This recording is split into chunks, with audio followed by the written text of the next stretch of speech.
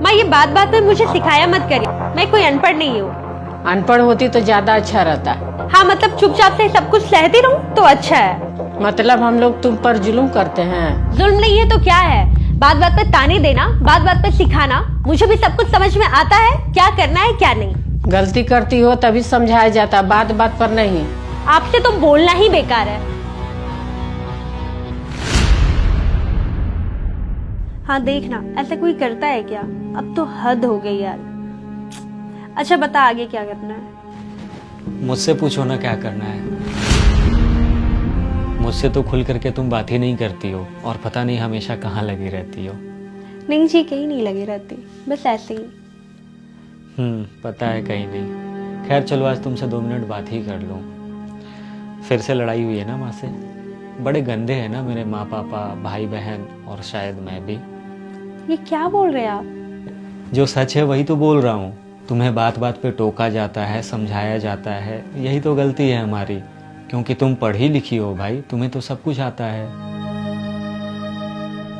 पढ़ाई लिखाई का मतलब अभी तक मैं ये समझता था कि उससे लोग तौर तरीका सीखते हैं, सभ्य हो जाते हैं, बड़ों को कैसे इज्जत और छोटों को कैसे प्यार देना है वो सीख पाते हैं। मुझे तो पता ही नहीं था कि पढ़ाई लिखाई का मतलब जबान लड़ाना और किसी को नीचा दिखाना होता है। वैसे मैं अक्सर देखता हूँ कि जब भी तुम माँ पापा या फिर मुझसे भी लड़ती हो तो तुम किसी को फ़ोन करके उससे बात किया करती हो। इतना तो मुझे पता है कि वो तुम्हारे माँ पापा नहीं होते हैं। हनी सिर्फ शादी ही नहीं बल्कि किसी भी रिश्ते में अगर लोग तीसरे की बातें सुनने लग जाए ना तो फिर अपना रिश्ता खराब हो जाता है। तुम शादी करके इस घर में आई हो तो तुम्हारा घर अब यही है। यहाँ तक कि माँ पापा को भी कुछ बताने के पहले तुम हमेशा कोशिश करो कि मामला इसी 4 दीवारी के अंदर सुलझ जाए। माँ पापा हमेशा तो साथ नहीं रहेंगे ना फिर।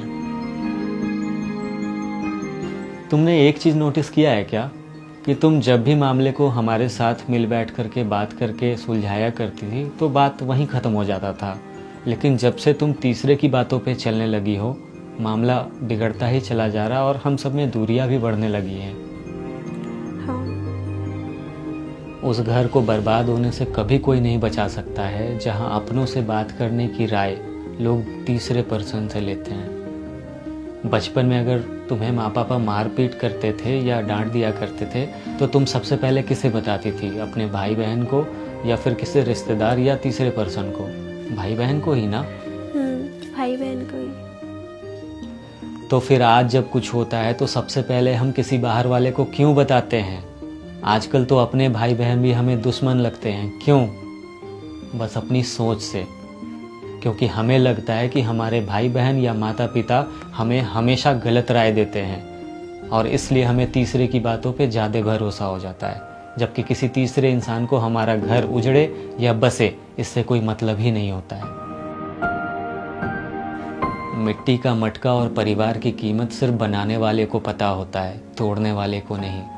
परिवार में चल रही अनबन को हमेशा राज रखना चाहिए, क्योंकि ऐसी खबरों को लोग बड़ी दिलचस्पी से फैलाते हैं और मजाक बनाते हैं, भले ही उनके खुद के घर में महाभारत चल रहा हो। बात अगर समझ में आई तो ठीक है, वरना इस पे भी किसी तीसरे से ही राय ले लेना।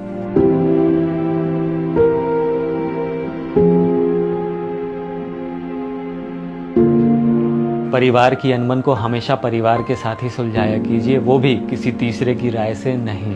दुनिया को पता चलेगा तो लोग बस तोड़ना जानते हैं, जोड़ना नहीं।